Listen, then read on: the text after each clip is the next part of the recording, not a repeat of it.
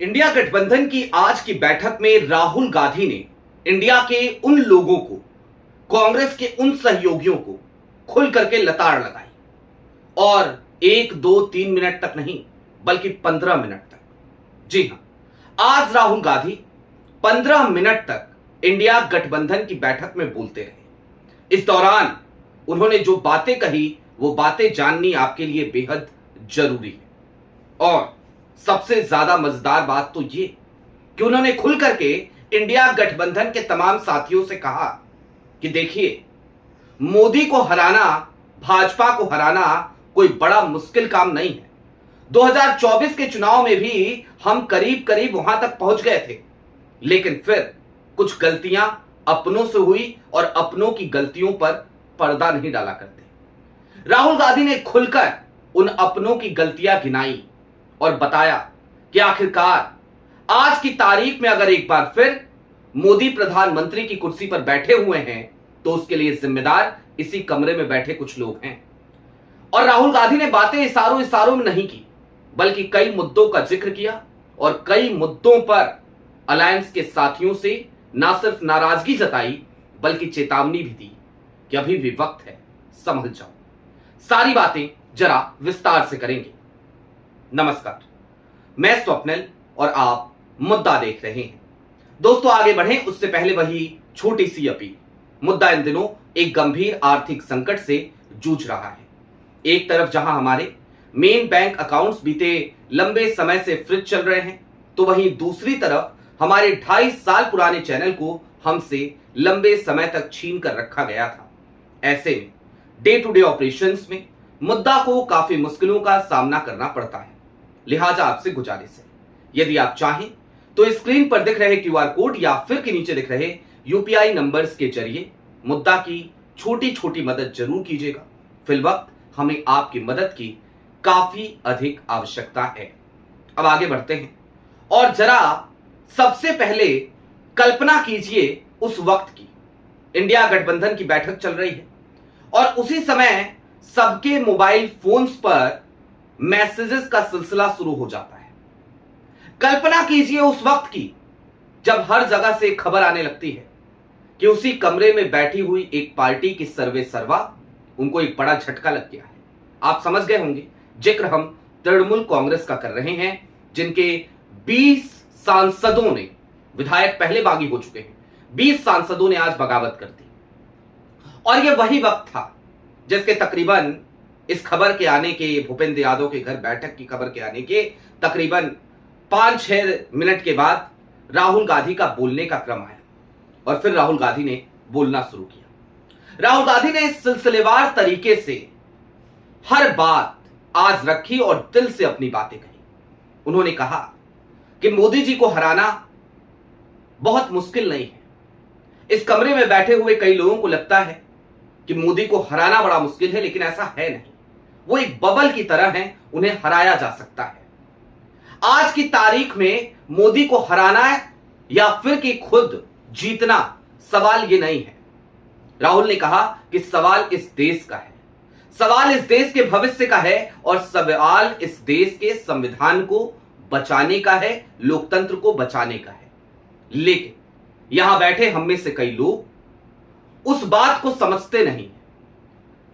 अपनी सत्ता के चक्कर में या अपनी ताकत के चक्कर में अक्सर वो भारतीय जनता पार्टी की मदद कर देते हैं, एक दूसरे की टांग खींचते रहते हैं, लेग पुलिंग करते रहते हैं और इसकी वजह से भारतीय जनता पार्टी इन तमाम मतभेदों का फायदा उठा ले जाती है। राहुल ने तमाम उदाहरण देते हुए कहा कि जब मैं और कांग्रेस वोट चोरी का मुद्दा लेकर के आए तो वोट चोरी के मुद्दे पर भी यहां बैठे कई लोगों ने हमारा साथ नहीं दिया। जाहिर सी बात है, उनका इशारा सीधे तौर पर तृणमूल कांग्रेस की तरफ था, उसी टीएमसी की तरफ जो टीएमसी 2024 के लोकसभा चुनाव में कांग्रेस को एक सीट देने के लिए तैयार नहीं थी गठबंधन के लिए, और कहती थी कि इंडिया गठबंधन पूरे देश के लिए है, पश्चिम बंगाल के लिए नहीं।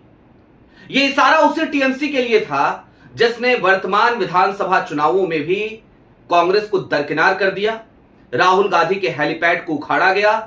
अधीर रंजन चौधरी की सभा में सचिन पायलट को पहुंचना था तो टीएमसी के गुंडों ने उनको वहां पहुंचने नहीं दिया। तमाम स्टार प्रचारकों के साथ कांग्रेस के इस तरीके का हाल टीएमसी के तमाम लोगों ने वर्तमान समय में अब से चंद दिनों पहले ही तो किया है। लेकिन उसके बावजूद राहुल गांधी ने तमाम गिले शिकवे जरूर मिटाए और बड़ी सभ्य भाषा में एक बात कही। उन्होंने कहा कि वक्त है, बहुत कुछ नहीं लुट गया है, बहुत कुछ नहीं छिन गया है, अभी भी वक्त है, अभी भी हौसला बना के रखने की जरूरत है और अब संविधान बचाने के लिए हमें आपस के इन मतभेदों को भुलाकर एक टेबल पर बैठकर एक रणनीति के साथ काम करना पड़ेगा। इसके साथ ही साथ राहुल गांधी ने उस तरफ भी इशारा किया जिसको लेकर आज की तारीख में पोस्टर लगाए गए थे पूरी दिल्ली में। राहुल ने कहा कि ये जो स्टेटमेंट है ना कांग्रेस को डिफेम करने के, ये जो स्टेटमेंट्स है ना कांग्रेस को बदनाम करने की, कांग्रेस की आलोचना करने की जो आदत है, इन आदतों से नुकसान समूचे विपक्ष का हो रहा है, सिर्फ कांग्रेस का नहीं हो रहा। और ये बैठक कांग्रेस की बैठक नहीं है, ये बैठक, ये मीटिंग इंडिया अलायंस की मीटिंग है। ये मीटिंग इसलिए बुलाई गई है ताकि हम इस वर्तमान परिस्थिति से किस तरीके से बाहर निकल सकते हैं, वोट चोरी पे कैसे लगाम लगा सकते हैं, देश के बच्चों के भविष्य को कैसे सुरक्षित कर सकते हैं, पेपर लीक जैसे मुद्दों पर किस तरीके से अंकुश लगा सकते हैं, इस देश के दलित, वंचित, शोषित, पिछड़े वर्ग को कैसे सामाजिक न्याय दिला सकते हैं। ये मीटिंग उस बात के लिए बुलाई गई है। 15 मिनट तक जरा सोचिए, राहुल बोल रहे थे, लगातार बोल रहे थे और राहुल के 15 मिनट तक बोलते वक्त वहां मौजूद एक शख्स ने बताया मुझे कि आलम ये था कि काटो तो खून नहीं कुछ लोगों को, और किन लोगों को, तो उन्हीं लोगों को जो लोग अनायास ही कांग्रेस की आलोचना करते हैं। इसके साथ ही साथ इंडिया गठबंधन की बैठक में आज एक बात और तय हो गया कि कांग्रेस अगला भरोसा किस पे दिखाने जा रही है, किस पे करने जा रही है। मल्लिकार्जुन खड़गे ने अपने वक्तव्य के साथ इस मीटिंग की शुरुआत करी और बड़ा छोटा सा वक्तव्य उन्होंने अपना रखा आज की इस बैठक में। मैं प्रेस कॉन्फ्रेंस की बात नहीं कर रहा हूं, मैं मीटिंग की बात कर रहा हूं जो अंदर कमरे में हो रही थी। और मल्लिकार्जुन खड़गे ने अपनी बात रखने के तुरंत बाद जानते हैं क्या कहा? उन्होंने वोट चोरी का मुद्दा उठाया, उन्होंने पेपर लीक का मुद्दा उठाया, उन्होंने संविधान का मुद्दा उठाया। उसके तुरंत बाद उन्होंने कहा कि अब मैं चाहता हूं अखिलेश जी कार्रवाई को आगे बढ़ाएं। अखिलेश जी के हाथों में, अखिलेश यादव के हाथों में मल्लिकार्जुन खड़गे ने, कांग्रेस अध्यक्ष ने आज अध्यक्षता सौंप दी। अखिलेश यादव, अगर आपने आज की तारीख में सिटिंग अरेंजमेंट देखी हो तो मल्लिकार्जुन खड़गे के एक तरफ राहुल गांधी बैठे थे तो दूसरी तरफ सोनिया गांधी। राहुल गांधी के ठीक बगल में बैठे हुए थे अखिलेश यादव और सोनिया गांधी के ठीक बगल में बैठी हुई थी ममता बनर्जी। यानी कि सहयोगियों को पूरा सम्मान आज कांग्रेस ने दिया, और सम्मान ही नहीं दिया, सम्मान देने के साथ साथ हिदायत भी दी कि अब भी अगर नहीं सुधरे, अब भी अगर नहीं संभले तो वो दिन दूर नहीं जब तुम्हारा अस्तित्व मिटा दिया जाएगा। अब आज की तारीख में क्या टीएमसी का कोई अस्तित्व बचा हुआ आपको लगता है?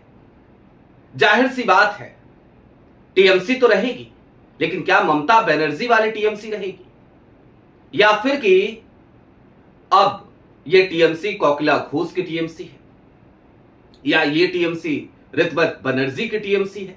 अब तो सवाल ये उठने लगा है ना, क्योंकि पश्चिम बंगाल की विधानसभा में 80 में से 58 विधायक वो बागी हो चुके हैं, वो साथ छोड़ चुके हैं, और दूसरी तरफ दिल्ली में आज बड़ा बवंडर हो गया कि 20 विधायकों ने ना सिर्फ साथ छोड़ा, ना सिर्फ भारतीय जनता पार्टी के एक नेता, केंद्र सरकार में मोदी जी के कैबिनेट मंत्री, पर्यावरण मिनिस्टर हैं हालांकि वो भूपेंद्र यादव, पर्यावरण से जिनका कोई लेना देना नहीं, उनके यहां बैठ करके एक चिट्ठी लिख दी और उस पर दस्तखत कर दिया, ओम बिरला साहब के नाम चिट्ठी भेज दी कि हम अब असली टीएमसी हैं और हम अब अलग गुट अपना बना रहे हैं। 2/3 चाहिए यानी 19, और 19 गए। अब सिर्फ डीएमके का इंतजार है। डीएमके के साथ ही 342 का आंकड़ा पार कर जाएगी। 300 पार तो हो गई आज एनडीए, क्योंकि इस गुट ने जो चिट्ठी लिखी है टीएमसी के, उसने सीधे तौर पे कहा है कि अब हम एनडीए का समर्थन करेंगे। अब सिर्फ डीएमके का इंतजार है। 342 का आंकड़ा हो जाएगा, 362 चाहिए। हालांकि मोदी जी के मंसूबे इतनी आसानी से अभी भी पूरे नहीं होंगे परिसीमन के, लेकिन कौन जाने कल की तारीख में क्या लिखा है। लिहाजा राहुल गांधी ने इन तमाम स्थितियों से आज चिताया है विपक्ष के दलों को, उनको आईना दिखाया है। सिर्फ लंका नहीं लगाई, सिर्फ क्लास नहीं लगाई, उनको समझाइश भी दी है, समझाया है उन्हें। वो याद है ना आपको, बचपन में एक कहानी आपने पढ़ी होगी अपने पाठ्य पुस्तिकाओं में, हिंदी की किताबों में।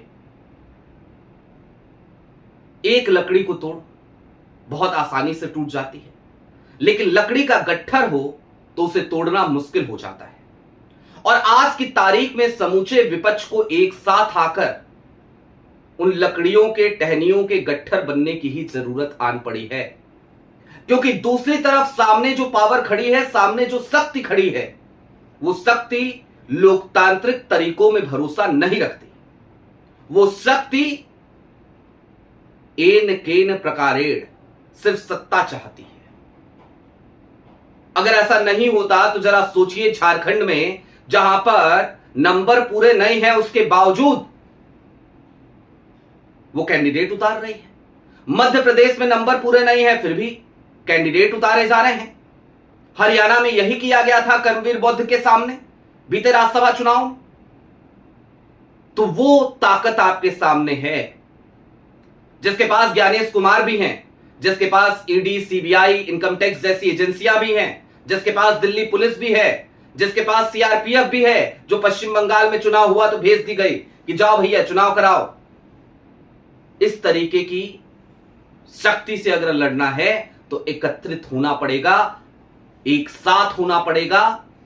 फूट डालो, राज करो वाली रणनीति पे चलने वाली भारतीय जनता पार्टी, जिसने शायद ये सबक सावरकर से लिया होगा, और सावरकर ने शायद ये सबक अपने आकाओं से, अंग्रेजों से लिया होगा, उससे लड़ना है तो राहुल ने आज सीधे तौर पे ये संदेश इंडिया गठबंधन के सहयोगी दलों को दिया है, अपने संगी साथियों को दिया है कि देखो तुम तो हमारे संगी साथी हो, अगर संघियों से लड़ना है ना तो फिर साथ में रहो, लेग पुलिंग ना करो, मतभेद बुलाओ, और अब तक जो गलती किए हो ना उन गलतियों को दोहराना मत। आपकी क्या राय है वो हमें कमेंट बॉक्स में जरूर बताइएगा। अभी के लिए दीजिए इजाजत। चलते चलते फिर वही अपील, चैनल पे नए हो तो सब्सक्राइब करते हुए जाइएगा, सक्षम हो तो मुद्दा की छोटी छोटी मदद जरूर कीजिएगा, ताकि हमारी बेबाकी यूं ही बरकरार रहे। बहुत शुक्रिया।